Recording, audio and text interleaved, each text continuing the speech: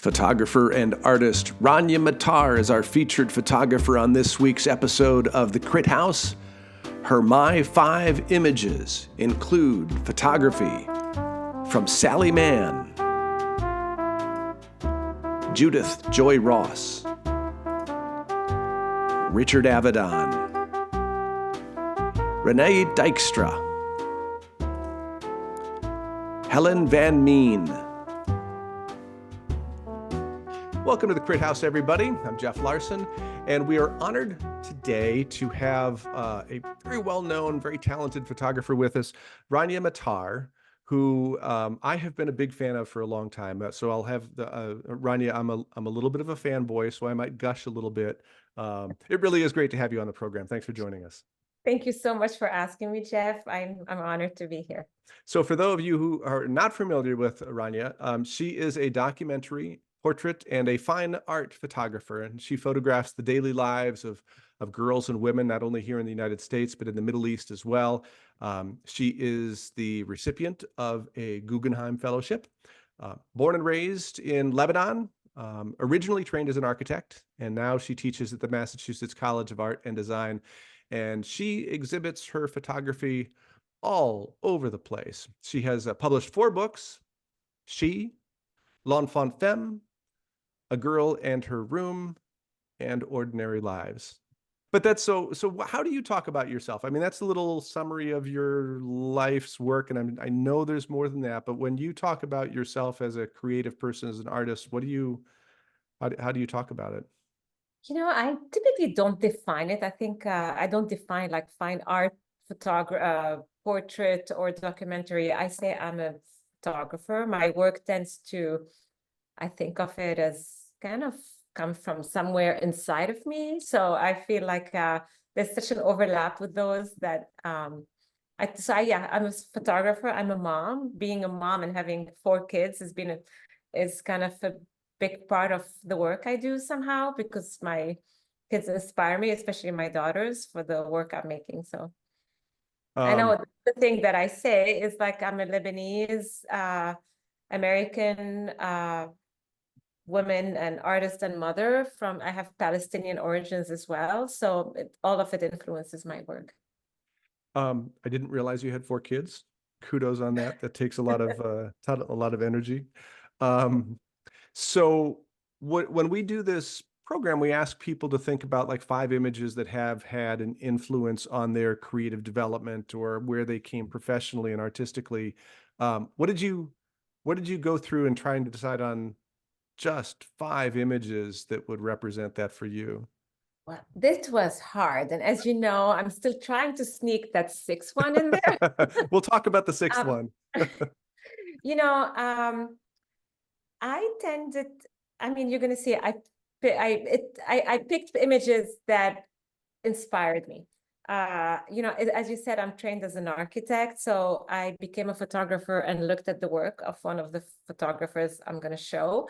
And then the other images I picked are photographs that inspired me personally, and then I've used them as a teaching tool as well. So as people will see, there's not that it's not a very wide array, because it's something that I'm drawn to, and I'm drawn to photographing women and girls, and I tended to pick pictures that inspired me.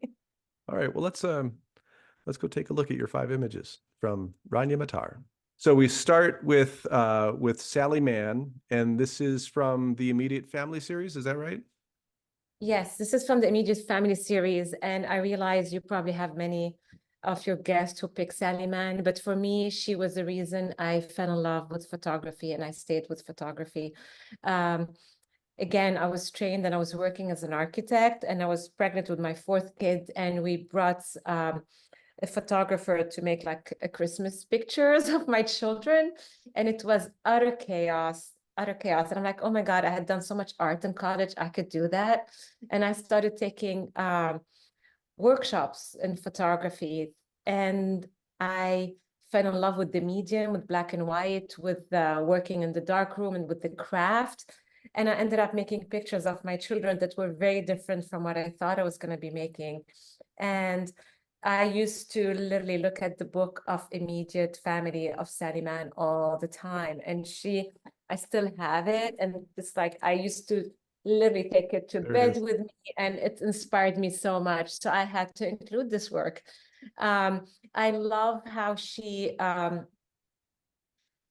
she photographed daily life basically, and the beauty in what kids do. And you go into their world, and like she has some with the bites, and with one of the kids who bit the other kid. And it made me realize my house was chaos. Eventually, I had my fourth kid, and it was chaos. And as soon as I picked up the camera and would photograph, I would look at my life through the viewfinder, I realized how beautiful it was. And really, I'm grateful to her for that. And I love how she uses the frame. So, and I always show that to my students, like everything in the frame has a reason to be there, including the dog that's coming in from the right, the license plate that says gorgeous, and then you have all the makeup on the floor. So she didn't try to sanitize the picture. The mess is what it's like to be a kid as well. Everything about it is so cool. Even the gesture of the hand, the little girl who looks bored, and her older sister. That early work of mine, nobody knows it, but it's on my website called Family Moments. I owe everything I've done since to this early work. Yeah. Judith Joy Ross, who I was not familiar with until you showed me the image.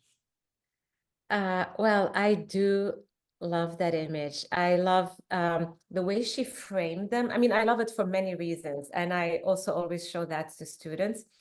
You like, there are three girls in the foreground, right? And the little boy peeking in the back. So Yep. they're not in the center of the frame, they're to the side a little bit, and you have the kid peeking out, and it adds so much to the image, right? So it works on many levels. At the same time, you have the two girls on the left who are twins, and the other one is their older sister. And it's the body language for me is fascinating. You have the twins that are standing in the exact same way with the same expression, and the other one who has a very different kind of demeanor. And I did photograph a series called L'Enfant Femme that was about the young preteen girls inspired by my daughter. But I think what adds to the photo is you have that kid in the background. So Yes. again, for me as well, I always talk about looking at the full frame in every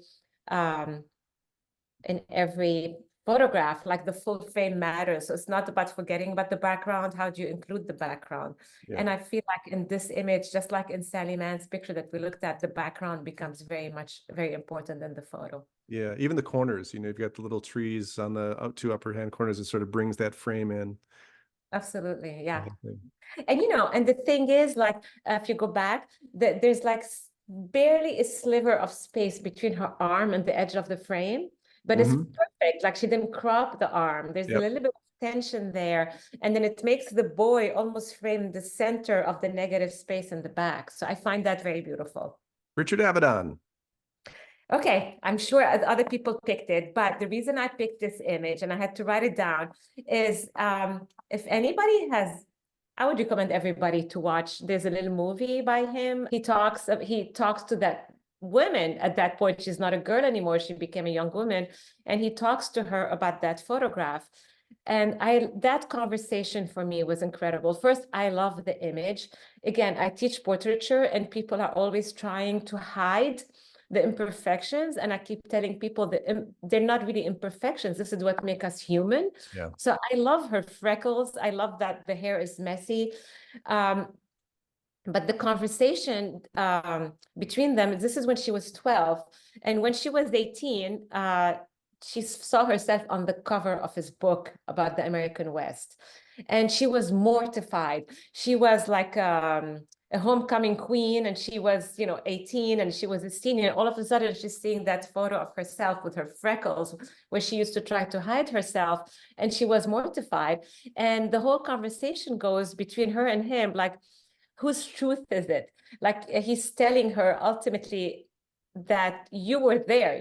I did not invent this picture. You were very present in the photo, so it's a real picture, but ultimately I'm in control. Like, the photographer is in control at the end of which one he selects. He could have selected one when she was laughing, but he selected this one. And then he said, at the end, you lended yourself to art, and I'm the one in control. He's telling her that. Reneke Dijkstra. I think I'm not sure how either of us know how Yeah, to you and pronounce I, this I'm name not sure properly. how to pronounce it exactly. I would say the same thing. I'm showing it, I cheated a little bit. I'm showing 6 of her portraits, even though when she prints the images, they are standalone, stunning images, and she prints them very large. But I love the sense of typology that goes with them.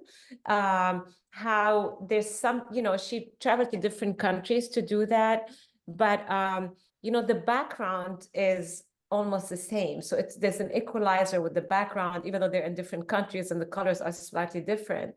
But then it becomes all about the relationship of this young person to the camera and how they hold themselves and what they do with their hands and how they do the tilt of the body in one way or another. So it's about the detail of the attitude, and the gaze is very important. And I just read recently that as well, like for example, she started this project in Holland, where she's from. And then she was visiting friends in the US and South Carolina. And she photographed that first woman on the top left there. And even though she tells people not to wear any makeup or any jewelry, she came with makeup and jewelry, and and with this kind of fancy bathing suit. And she started posing, right? And a little bit of a more Americans. like, self-aware, I would Yes. say, Yeah. young woman. And then she realized all of a sudden that there's something so different culturally between different countries that made her realize that this is her project. So then she went to Poland, I believe, which was just like barely out of communism. And like the bathing suit was, I thought the picture was here. It's in the book. I mean, I should show it. But also the bathing suit is more shabby, and but the girls are trying to pose in a certain way. So there's another layer of it about what they're wearing, even though It's for a me, bathing it's suit. really about the body language, what it's like to be a kid, the fact that they're wearing bathing suit, there's a sense of vulnerability there. Helen Van Meen. Yes.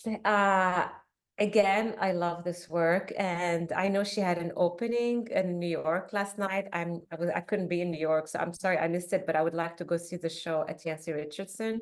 And I love her use of light, which I find incredible. Again, she photographs this kind of younger, kind of coming of age group a lot, but I find her use of light magnificent, like Dutch painters almost. There's something very painterly about them.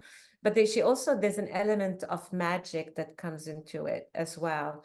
I mean, I picked this one. I could have picked any other one, but I also picked this one because I have to say, I saw also that photograph at Paris Photo. I was showing there, my picture sold, and I went and bought this one. So that was my first photography purchase, and I love the image. So it's in my room, and I find there's something so poetic, magical, dreamy about it. I don't know how if people could see the book, but the use of light is always so magical. Yeah, that's lovely. And it's not the obvious way, like it doesn't have to happen on the face. It happens some weird ways in the frame, and it makes it very dramatic. Well, Rania Matar, 5 great images and such a Okay, I'm gonna pleasure. say who I kind of had to cut out, even though Yeah, tell me. So you cut one out. yeah, I mean, I wanted to include the work of Alessandro Sanguineri as well. Without Avedon on women photographing women, but it's okay. I love her work of the 2 cousins, and I love this work, and I love the sense of continuity, and I try to do that with my images to follow people through time. And that inspires me, how she photographed these 2 young women from they were kids and now they have children and they're older, and she keeps photographing them. So It's such a pleasure to meet you and talk to you, and to see your influences to become what you have become as an artist and as a photographer. thank you so much, Jess. Thank you for inviting me, and I hope this was a good It conversation. was great. Thank you for joining us. And thank you all for watching The Crit House.